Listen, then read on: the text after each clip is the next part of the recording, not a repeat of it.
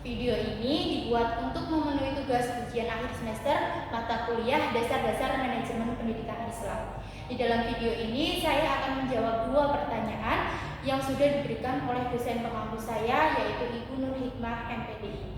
Untuk menyingkat waktu, langsung saja kita ke pertanyaan pertama. Yang pertama, apakah manajemen pendidikan Islam memiliki kebijakan untuk mengatasi pelecehan atau diskriminasi gender di lingkungan pendidikan? Jawabannya yaitu iya. Manajemen pendidikan Islam memiliki kebijakan tersebut.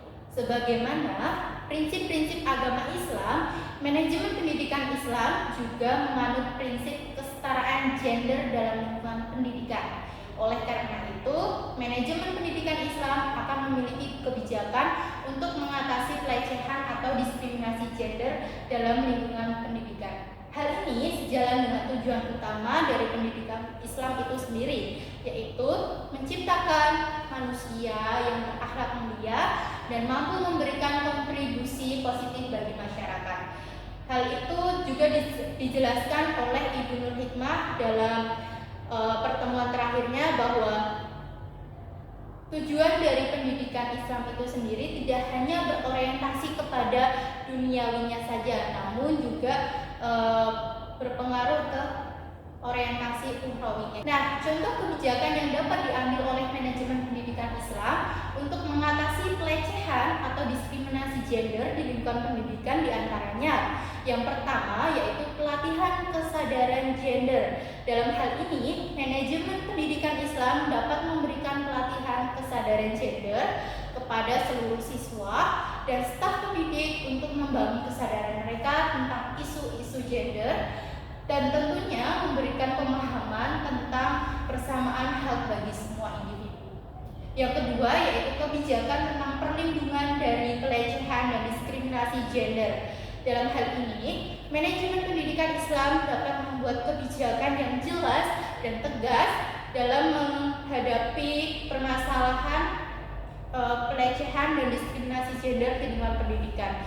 Hal ini dapat meliputi prosedur pelaporan, investigasi, dan tentunya yang paling penting adalah sanksi bagi pelaku pelecehan dan diskriminasi gender. Yang ketiga yaitu kebijakan mendorong partisipasi siswa dan staf pendidik dalam kegiatan anti pelecehan dan diskriminasi gender. Dalam hal ini, manajemen pendidikan Islam bisa mendorong partisipasi siswa dan staf pendidik dalam kegiatan-kegiatan yang mendukung kesetaraan gender, seperti menyelenggarakan seminar, karya, atau kegiatan-kegiatan yang bertujuan untuk meningkatkan kesadaran dan pemahaman tentang gender. Nah, untuk mengetahui apakah suatu lembaga pendidikan Islam tersebut memiliki kebijakan anti diskriminasi gender atau tidak, kita bisa melihat dari dokumen kebijakan resmi lembaga tersebut. Dokumen tersebut mungkin mencakup yang pertama peraturan, kode etik atau SOP yang dimiliki lembaga tersebut, atau juga dokumen berupa pedoman yang berkaitan dengan perlindungan terhadap pelecehan atau diskriminasi gender. Selain itu, kita juga bisa berkomunikasi langsung dengan staf administrasi atau pihak-pihak yang berkompeten di lembaga pendidikan Islam tersebut, dengan tujuan tentunya dapat memberikan informasi lebih lanjut tentang upaya dan kebijakan yang ada di pendidikan Islam tersebut. Yang kedua, pertanyaan kedua yaitu bagaimana jika hal itu terjadi di lingkungan pendidikan Islam.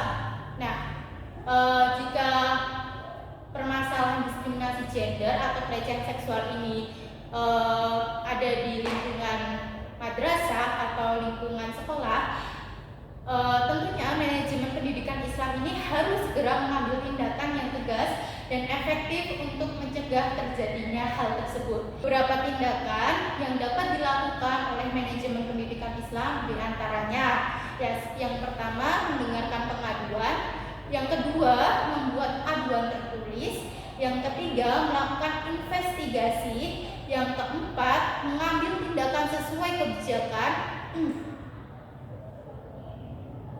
yang kelima memberikan dukungan kepada korban. Dalam mengatasi pelecehan atau diskriminasi gender, peran manajemen pendidikan sangatlah penting. Semua tindakan yang diambil harus dilakukan dengan adil dan transparan. Tentunya dengan memperhatikan hak-hak seluruh pihak yang terlibat, korban maupun pelaku.